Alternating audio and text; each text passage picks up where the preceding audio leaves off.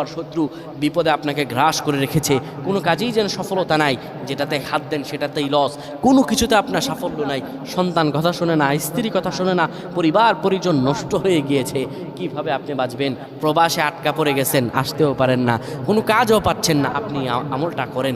এটি আমার কথা নয়, বিশ্বনবী মুহাম্মদ রাসূলুল্লাহ সাল্লাল্লাহু আলাইহি ওয়াসাল্লামের প্রিয় সাহাবী হযরত যায়েদ রাদিয়াল্লাহু তাআলা আনহু, তিনি একবার মক্কা থেকে হিজরত করে যখন মদিনায় যাবেন, ঠিক সেই সময় বিপদে পড়ে যান।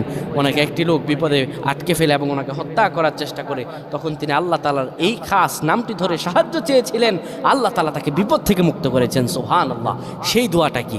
তিনি যখন বিপদে পড়ে যান, তিনি বলেন, আগিসনি ইয়া রহমান, আগিসনি ইয়া রহমান। অপর এক বর্ণনায় এসেছে, আগিসনি ইয়া গিয়াসার রহমান। যখনই বিপদে পড়ে